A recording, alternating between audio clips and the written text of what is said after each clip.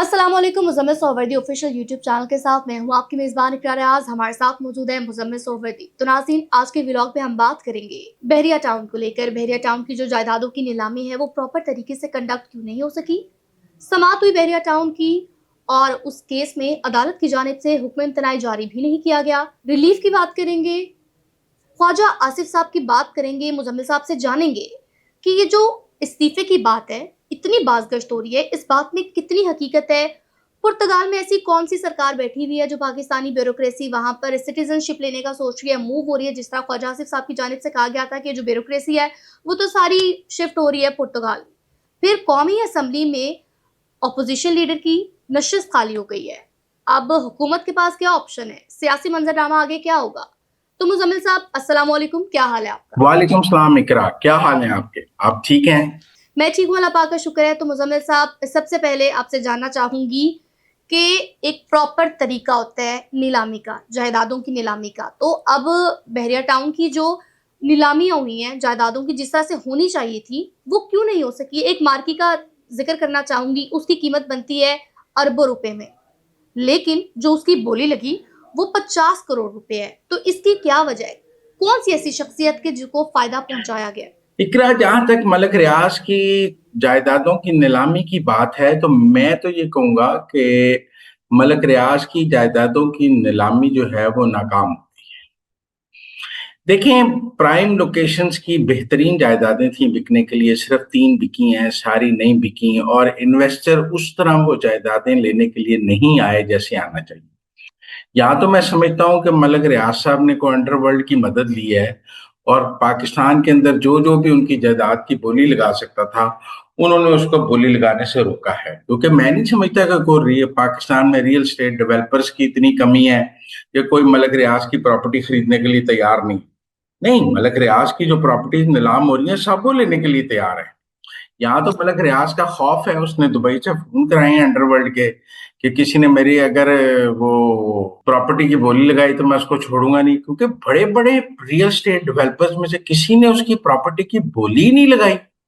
आप ये हिसाब लगाए ना, ये की जायदाद सिर्फ 3 जायदादें बिकी हैं, उनमें भी जो मुसव्वर साहब ने खरीदी है, 3 मुसव्वर साहब भी प्रो एस्टेब्लिशमेंट समझे जाते हैं, आजाद डिजिटल के मालिक हैं और रियल स्टेट से उनका ताल्लुक है। लेकिन मुसव्वर साहब से बड़े रियल स्टेट टाइकून्स पाकिस्तान में मौजूद हैं जो वो प्रॉपर्टीज खरीद सकते थे, जिनको उस बोली में हिस्सा लेना चाहिए था, लेकिन वो उस बोली में नहीं आए। इसका मतलब है यहाँ तो मलक रियाज का खौफ है आज भी फील्ड मार्शल आसिम मुनीर से ज्यादा कि लोग मलक रियाज की जायदाद की नीलामी में बोली लगाने को तैयार नहीं। और इसीलिए मैं ये कहूंगा कि नीलामी नाकाम होगी। मुजम्मिल साहब, इसी से रिलेटेड एक और क्वेश्चन है कि बहरिया टाउन के केस की समाअत हुई है जायदादों की, और इसमें हमने देखा कि कहा जाता था कि पाकिस्तानी अदालतें जो हैं वो रिलीफ तो ऐसे बांटती हैं जैसे मुफ्त में, लेकिन इस केस की समाअत में हमने देखा कि अदालत की जानिब से हुक्म इम्तनाई जारी नहीं किया गया। तो अब क्या मुस्तकबिल देख रहे हैं आप बहरिया टाउन का? ठीक है इकरा, आपने कहा है कि उन्हें सुप्रीम कोर्ट से स्टे नहीं मिला और सुप्रीम कोर्ट ने नीलामी ना रोकने के अहकामात, नीलामी पर हुक्म इम्तनाई नहीं दिया। आपका सवाल बिल्कुल ठीक है। मुझे रियासत अपने तौर पर डटी हुई नजर आ रही है। मुझे लग रहा है कि तमाम इदारे, रियासत जो है वो मलक रियाज को अपने अंजाम तक पहुंचाना चाहती हैं। उसके लिए माफी का कोई चैप्टर नहीं है, कोई नरमी नहीं है, कुछ नहीं है, वो बात अपनी जगह है। और आज सुप्रीम कोर्ट से भी स्टे नहीं मिला, इस्लामाबाद हाई कोर्ट ने भी नीलामी नहीं रोकी, उन्हें कहीं से कोई स्टे नहीं मिल रहा। ये बात आपकी दुरुस्त है, नैब में उनकी तफ्तीशें आगे बढ़ रही हैं, केस आगे बढ़ रहे हैं, उनकी जायदादें जब्त हो रही हैं, नीलामी के अहकामात हो रहे हैं, लेकिन बिलाखिर इन्वेस्टर उनकी नीलामी। मेरा सिर्फ इतना पॉइंट था कि जितनी प्राइम लोकेशंस की जायदादों की नीलामी थी उतने इन्वेस्टर्स ने दिलचस्पी नहीं जाहिर की। अब वो मलक रियाज का खौफ है या सारे चोर इकट्ठे हैं और कोई एक चोर दूसरे चोर की जायदाद पे नीलामी लगाने को तैयार नहीं है, जो भी उसकी वजह है, सुप्रीम कोर्ट ने स्टे नहीं दिया, वो अपनी जगह है, और इन्वेस्टर्स ने नीलामी में बोली नहीं लगाई, वो अपनी जगह है। मुजम्मिल साहब, हमारे नाज़रीन को ये भी बताइएगा कि आखिर क्या हकीकत है, ये जो इस्तीफा ख्वाजा आसिफ की जानिब से इस्तीफा दिया गया है, इस बात में कितनी हकीकत है? क्या वाकई उन्होंने इस्तीफा दे दिया है? کیا کسی دوستی کو بچانے کے لیے انہوں نے استعفیٰ دیا ہے؟ ناظرین کو بتائیے گا۔ خواجہ آصف صاحب نے کوئی استعفیٰ نہیں دیا، میں آپ کو بتا رہا ہوں۔ دیکھیں ADCR کوئی اتنی بڑی چیز نہیں ہوتا جس کے لیے آپ اپنی وزارت کا استعفیٰ دے دیں۔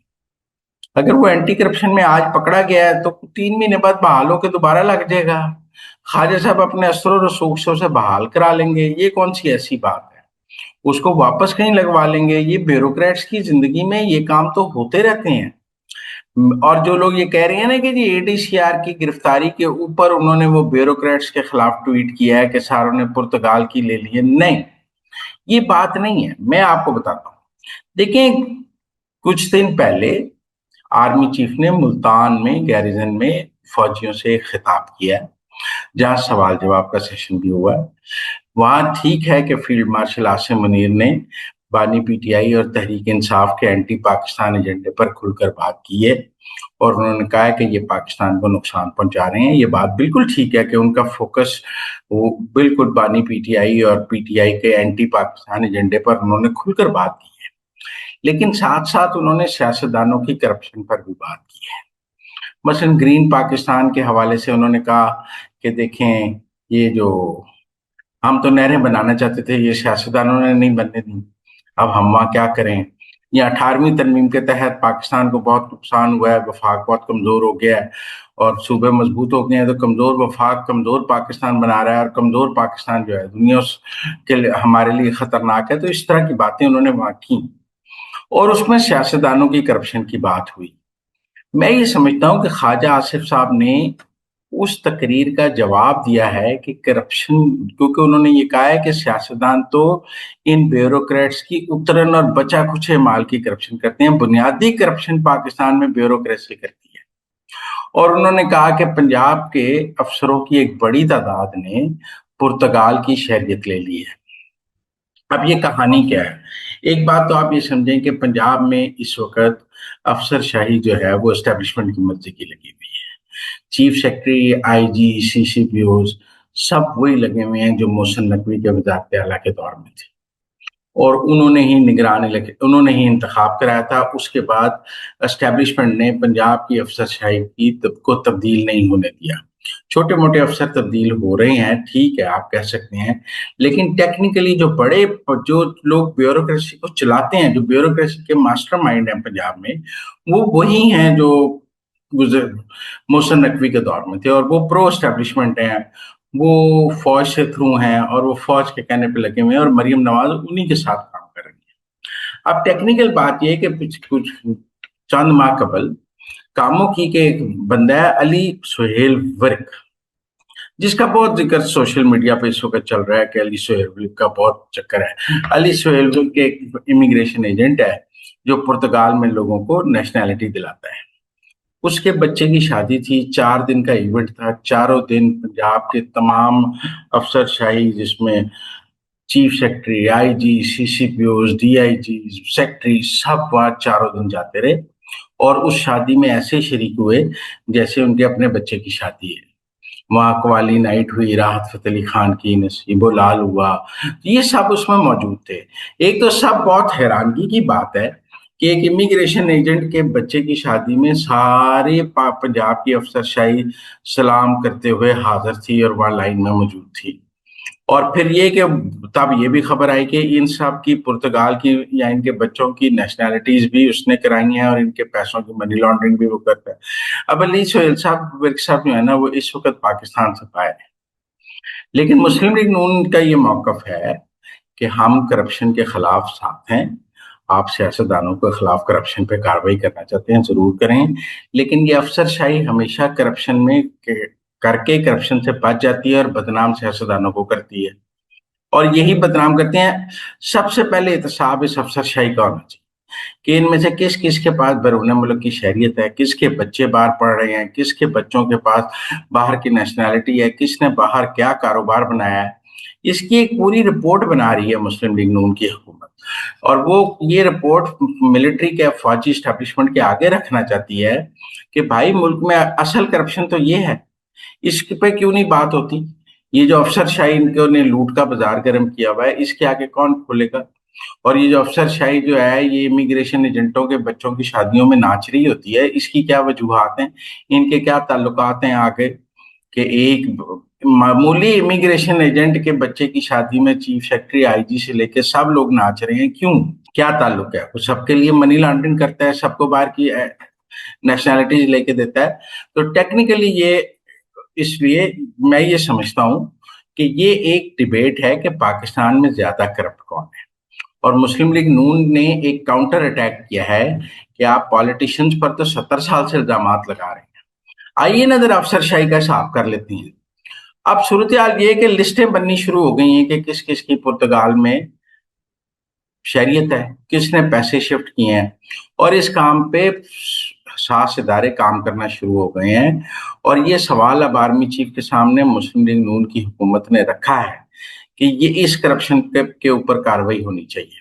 اب اس میں تو فوجی اسٹیبلشمنٹ کے بہت سے لاڈلوں کے نام بھی آ رہے ہیں، وہ لاڈلے جن کو فوجی اسٹیبلشمنٹ اپنے پوسٹنگ سے ہلنے نہیں دیتی، کہتی ہے کہ ان کے ہلنے سے پاکستان ڈوب جائے گا، ان کو ان کی پوسٹنگ پہ رہنا چاہیے. جو ان سب پر جب الزام آ رہے ہیں تو ان کے پاؤں جل رہے ہیں تو پھر کیا ہوگا. تو اس لیے مجھے یہ لگتا ہے کہ خواجہ آصف صاحب نے ایک کاؤنٹر نیریٹو پیش کیا کہ آپ سیاستدانوں پر جتنی مرضی چڑھائی کر لیں، لیکن ٹیکنیکل بات تو یہ ہے کہ اس ملک میں سب سے زیادہ کرپشن افسر شاہی کرتا ہے. یہ بھی ٹھیک ہے کہ ریٹائرڈ جرنیلوں کے بچے بھی باہر سیٹل ہیں، وہ کیوں سیٹل کرتے ہیں؟ فوج اپنے اندر بھی احتساب کرے کہ ان کے کس کس جرنیل نے کہاں کون کون سی شہریت لے لی ہے اور کس کس کے بچے باہر پڑھ رہے ہیں. اب دیکھیں نا، مظاہر علی نقوی صاحب کے اوپر کیا الزام تھا کہ ان کے بچے انگلینڈ پڑھ رہے تھے، ان سے پوچھا گیا کہ اس کی فیس کون دیتا ہے تو پتہ لگا کوئی ادا کر رہا تھا.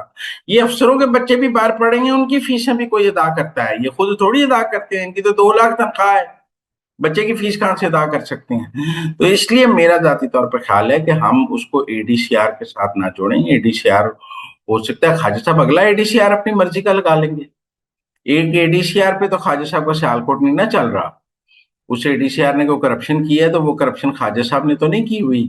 کیا ان کرپشن کی فائلوں میں ایک رائے یہ ہے نا کہ جی اس اے ڈی سی آر کی کرپشن کی فائل آرمی چیف نے D G anti corruption Sohail Chattha صاحب کو بھیجی ہے، تو کیا اس میں یہ ہے کہ خواجہ آصف صاحب نے بھی کرپشن کی ہے؟ نہیں، اے ڈی سی آر نے کرپشن کی ہے، وہ اپنا جواب دے دے گا. خواجہ صاحب نیا بندہ اپنی مرضی کا لگوا لیں گے. لیکن جو بات خواجہ صاحب نے کی ہے وہ درست ہے کہ اس ملک میں افسر شاہی کی کرپشن سے بڑی کوئی کرپشن نہیں. مزمل صاحب، قومی اسمبلی میں آخر کیا چل رہا ہے؟ جو اپوزیشن لیڈر کی سیٹ ہے وہ خالی ہو گئی ہے، اب حکومت کیا کرے گی؟ اپوزیشن کیا کرے گی؟ سیاسی مستقبل آپ کیا دیکھ رہے ہیں؟ عمر ایوب وغیرہ کی نااہلی سے میں نے پہلے بھی آپ کو کہا ہے کہ پی ٹی آئی کی زیادہ تر سیٹیں جو پی ایم ایل این جیت سکتی ہے ان کو وہ ڈسکوالیفائی کر کے وہاں سے پی ایم ایل این کے لوگ لائے جائیں گے، اور ایک 2/3 ایسی بنائی جائے گی جس میں پیپلز پارٹی کی ضرورت نہ ہو. یہ جو میں نے آپ کو کہا کہ نیرو والا سسٹم، اس میں مسلم لیگ نون تو رکاوٹ نہیں تھی، پیپلز پارٹی رکاوٹ تھی. 18ویں ترمیم میں مسلم لیگ نون تو رکاوٹ نہیں ہے، پیپلز پارٹی رکاوٹ ہے. تو بہت سارا ایسا ایجنڈا جو ملٹری اسٹیبلشمنٹ اور مسلم لیگ نون کا اکٹھا ایجنڈا ہے جس پر دونوں متفق ہیں، اس میں کہیں پی ٹی آئی رکاوٹ ہے، کہیں پیپلز پارٹی رکاوٹ ہے. تو جو 2/3 بنانی ہے وہ ایسے بنانی ہے کہ نہ پی ٹی آئی کی ضرورت ہو نہ پیپلز پارٹی کی ضرورت ہو، تاکہ سسٹم کو ٹھیک کیا جا سکے. تو اس کے لیے مجھے لگتا ہے کہ یہ ضمنی انتخابات کی طرف جائیں گے اور یہ سیٹیں دوبارہ پی ایم ایل این جیتے گی، اور ایک ایسی 2/3 پارلیمان سے اگلے 6 مہینے سے 8 مہینے میں سال میں بنانے کی طرف ایجنڈا لے کے جایا جا رہا ہے، جس میں 2/3 پیپلز پارٹی اور پی ٹی آئی کے بغیر موجود ہو، تاکہ ایسی وہ آئینی ترامیم کی جا سکیں جن پر فوجی اسٹیبلشمنٹ اور مسلم لیگ نون کا اتحاد ہے. تو ناظرین، اب تک کے لیے اتنا ہی. آپ ہمیں دیجیے اجازت، آپ سے ملاقات ہوگی اگلے ولاگ میں، اور آپ چینل کو لائک شیئر سبسکرائب کرنا نہ بھولے گا. اور ہاں، واٹس ایپ چینل کا لنک ڈسکرپشن میں ہے، تو کائنڈلی اس کو فالو کیجیے گا اور ہمیں اپنے قیمتی فیڈ بیک سے ضرور آگاہ کیجیے گا.